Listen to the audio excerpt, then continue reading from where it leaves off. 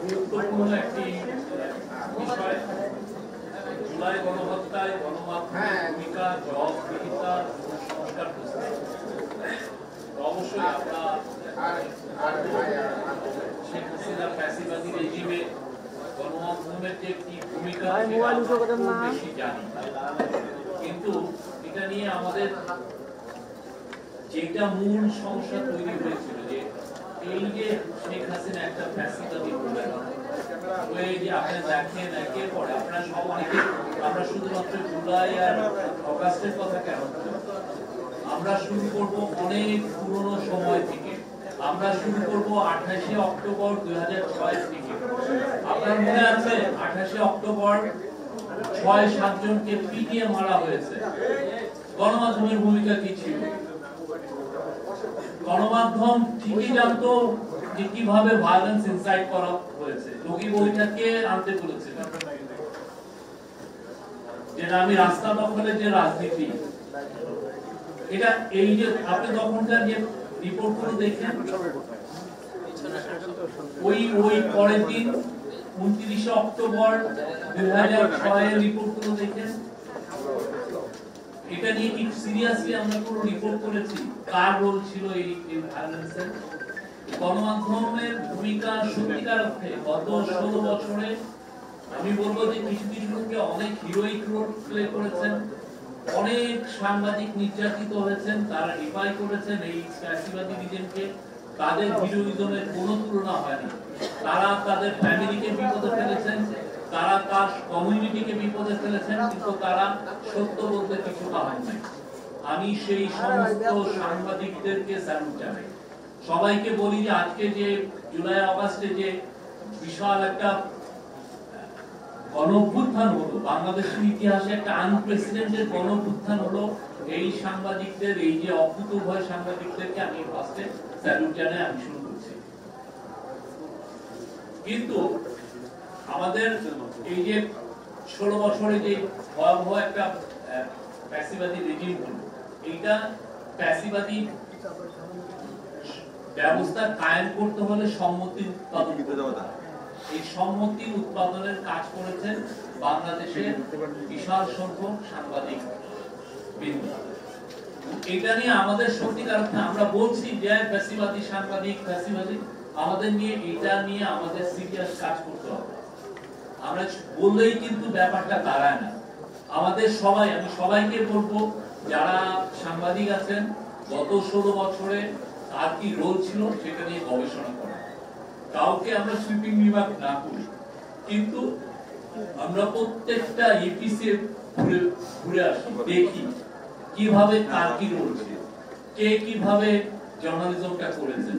এটার ক্ষেত্রে আপনি এখনই যদি বলেন উনি ফ্যাসিবাদী এর ফ্যাসিবাদী, তার চেয়ে বরং আমরা সবাই মিলে রিসার্চ করি, জানি যে কিভাবে ওনারা এই ভয়াবহ যে একটা আওয়ামী লীগ রেজিম, এই যে শেখ হাসিনার রেজিম, যারা বাচ্চা বাচ্চা ছেলে মেয়েদেরকে খুন করতে দ্বিধাবোধ করে নাই, তাদেরকে সম্মতি উৎপাদন কারা করেছিলেন, কিভাবে করেছিলেন। অনেকগুলো ঘটনা, আমি তো অনেকগুলো লিপিবদ্ধ করছি। প্রথম কথা হচ্ছে মিডিয়ার পরবর্তী জার্নালিজম আমাদের দেখা উচিত। তারপরে আপনার মনে আছে 2011 সালে যখন কেয়ারটেকার গভর্নমেন্ট কে অ্যাবলিশ করা হলো, সেটা জার্নালিজম আমাদের দেখা উচিত। 2014 সালের ডিসেম্বরে আপনার অনেকগুলো ছেলে মেয়ে নিখোঁজ হয়ে গেল। ঘুমের আগেও হয়েছে, ইলিয়াস আলী 2012-তে গুম হয়েছেন, বাট ওইটা একমাত্র ওইটা ছিল সবচেয়ে একই সাথে সবচেয়ে বেশি। আপনি দেখেন কয়টা পত্রিকা রিপোর্ট করেছে, কয়জন এগুলো নিয়ে কথা বলেছে, এবং এটা যখন রিপোর্টগুলো আসা শুরু হলো, কারা কারা আবার এই রিপোর্টগুলো নিয়ে এই লোকগুলোকে নিয়ে কটূক্তি করেছে, কোন কোন সাংবাদিক। তারপরে আপনার 2014, 2018, 2024-এর ইলেকশনকে কারা কারা জাস্টিফাই করেছে ভয়াবহ রকমের, এবং তারা দেখাতে চেয়েছে যে এই পুরো লেজিটিমেট ইলেকশন, এবং এই লেজিটিমেট ইলেকশনের পিছনে তারা ভয়াবহ ভাবে সাপোর্ট দিয়েছে। তারপরে আইসিটি অ্যাক্টের কথা মনে আছে, সেই সময় এটা একটা ক্যাঙ্গারু অ্যাক্ট ছিল, ক্যাঙ্গারু কোর্ট ছিল সেই সময়। আমরা এই ইয়েকে আমরা রিফর্ম করার চেষ্টা করছি। সেই কোর্টের ওই আইসিটি ইন্টারন্যাশনাল ক্রাইমস ট্রাইব্যুনালের মাধ্যমে যে বিচারগুলো হয়েছিল, সেই বিচার ব্যবহারে যেই ধরনের ফাঁসি দেওয়া হয়েছে সেগুলো নিয়েও আমাদের রিপোর্ট করা উচিত। আমি জানি অনেক পত্রিকা আইসিটি যে একটা যে দুর্বল একটা কোর্ট সেটা নিয়ে একটা কথা পর্যন্ত লেখা নেই। তারা ভয় পেয়েছেন এতে কন্ট্রোভার্সিয়াল হয়ে যাবে, তাহলে এই ফাঁসির কাজটা হয়তো বা ব্যাহত হবে। আমরা খালেদা জিয়ার ট্রায়াল দেখেছি, সেই সময় আমরা অনেকে জার্নালিজম দেখেছি।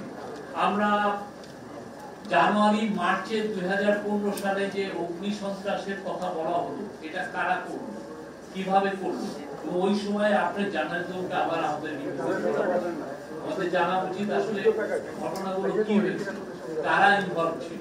কারণ ওইটার মাধ্যমে পুরো অপোজিশনের পলিটিক্সটাকে ডিলেজিটিমাইজ করা হয়েছে।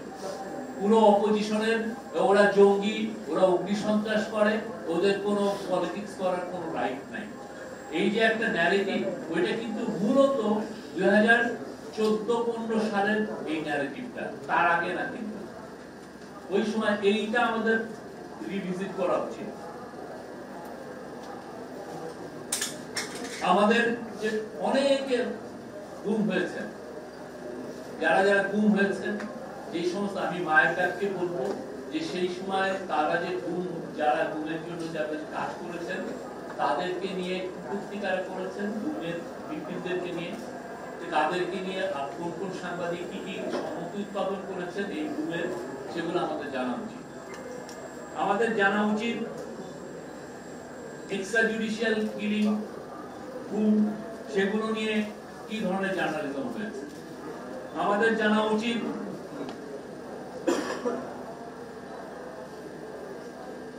হেফাজতের পরবর্তী যে হেফাজতের শাপলা চত্বরের যে কিলিংটা হয়েছে সেটা নিয়ে কি ধরনের, আমরা এগুলো ইন্টারন্যাশনাল স্ট্যান্ডার্ডে আমরা এগুলো দেখব যে জার্নালিজম গুলো আসলে কি হয়েছে। আমাদের এটা সত্যিকার অর্থে সবাই মিলে আমরা যদি খুব সিরিয়াস ওয়ার্ক করি, আমরা একটা ভালো শ্বেতপত্র তৈরি করতে পারবো, জানবো যে আসলে কি হয়েছিল, আমাদের ব্যর্থতাগুলো কোথায়, কিভাবে ফাঁসিবাদের সম্মতি উৎপাদন করেছে, এবং আমাদের একটা কি এভিডেন্স হচ্ছে শেখ হাসিনার প্রত্যেকটা প্রেস কনফারেন্স 2009 থেকে 24শে জুলাই 2024 পর্যন্ত উনি অনেক, আমি মনে করি 600 হবে কিনা, উনি প্রেস কনফারেন্স করেছেন।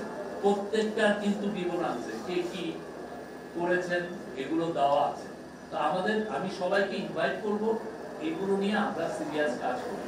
তাহলে হবে কি, আমরা জানতে পারবো যে কি আমাদের ব্যর্থতাগুলো কোথায় হয়েছে, কি ধরনের ফ্যাসিবাদী বয়ান কিভাবে তৈরি করা হয়েছে, সেই জিনিসগুলো আমরা ইন্ডিভিজুয়াল কাউরে না বলি, কারো এগেইনস্টে না বলি, কিন্তু আমরা যদি প্রত্যেকটা ঘটনা ধরে ধরে ধরে কার কি রোল ছিল, কিভাবে জার্নালিজমটা হয়েছে, এটা লিপিবদ্ধ থাকলে সেটা সারা জীবন থাকবে। সারা জীবন আমরা এটাকে ব্যবহার করতে পারবো যে দেখেন এই কাজগুলো হচ্ছে, এবং ইন্টারন্যাশনালি এটা অ্যাকসেপ্টেড হবে। রাইটস গ্রুপকে আমরা ইনভাইট করবো, আমরা আরএসএফ আছে, সিপিজে আছে, সবাইকে আমরা, যারা ইন্টারন্যাশনাল জার্নালিস্ট রাইট গ্রুপ আছে তাদেরকে আমরা ইনভাইট করবো, তোমরা এসে এটা ইনভেস্টিগেট করো কি ধরনের জার্নালিজম হয়েছে। তোমরা রাইটস এর অনেক কথা বলছো, ইদানিং এই যে প্রেস অ্যাক্রিডিটেশন নিয়ে তারা অনেক স্টেটমেন্ট দিয়েছে, তাদের স্টেটমেন্টকে আমরা ওয়েলকাম জানাই। কিন্তু গত 15 বছরে কি ধরনের ভয়াবহ জার্নালিজম হয়েছে সেটা জানি, বাট কিছু না পারলেও 1 জুলাই থেকে 5 আগস্ট পর্যন্ত যে জার্নালিজমটা হয়েছে, অনেকে যারা করেছে, বা টিভিতে যেভাবে আমাদের স্টুডেন্টদেরকে, হিরোদেরকে তারা সন্ত্রাসী বলেছে, মিসক্রিয়েন্ট বলেছে, সেগুলো জানা উচিত। এবং আমরা তাদেরকে ইনভাইট করবো, আসেন আপনার জার্নালিজমটা আপনার এসে একটু ইনভেস্টিগেট করেন কি ধরনের জার্নালিজম হয়েছে, কোথায় কোথায় ফেলুর ছিল, কোথায় কোথায় ফাঁসিবাদী বয়ান তৈরি হয়েছে। আমরা তাদের কাজের প্রতি প্রশংসা করি, কিন্তু আমরা এটাও আশা করি তারা যদি এই কাজগুলো না করেন তাহলে তারা এক ধরনের অবালুক করছেন, আমরা মনে করি। আর সাগররুনি হত্যাকাণ্ডের কথা আসছে, অনেক সাংবাদিক নির্যাতনের কথা আসছে। আপনি জানেন শফিক রেহমানের মতো লোককে 7 বছরের জেল দেওয়া হয়েছে। আপনারা কতগুলো সাংবাদিক সেই সময় এটা নিয়ে কথা বলেছেন, অনেকে তো ওনাকে নিয়ে অনেক বাজে বাজে কথা বলেছেন, আমরা ফেসবুকে তখন দেখেছি। হ্যাঁ, তো এই বয়ানগুলো আমাদের জেনে রাখা উচিত কিভাবে হয়েছে। আবুল আসাদের মতো লোক, উনি বাংলার পৃথিবীর প্রত্যেকটা দেশে প্রত্যেকটা পার্টিরই একটা মুখপাত্র। উনি জামাত ইসলামের মুখপাত্র সংগ্রামের একজন এডিটর। জামাত ইসলামের সংগ্রামে তো অনেক পুরনো একটা পত্রিকা। আপনি সেই পত্রিকার এডিটরকে তাকে তার অফিসে যে ঢুকে এনে তাকে মারতে মারতে তাকে ছেঁচড়ে নিচে আনছে, কিন্তু আমরা পরের দিন দেখেছি অনেকে এটা নিয়ে একটা রিপোর্ট করেন, অনেকে আমাদের সম্পাদক পরিষদ অনেকে এগুলো নিয়ে একটা কন্ডেমনেশন দেন। এগুলো তো এই ব্যর্থতাগুলো তো ছিল। আমরা মনে করি প্রত্যেকটা বিষয়ে আমরা সিরিয়াসলি রিসার্চ করার দাবি রাখি। আমরা রিসার্চ করলে আমরা রিসার্চ করলে হবে কি, আমাদের পরবর্তী প্রজন্মের কাছে আমাদের দায়ের জায়গাগুলো মিটবে। আমরা তাদেরকে দেখাবো যে এই ঘটনাগুলো ঘটেছে। আর আমাদের কথায় আমরা যারা এখন ধরেন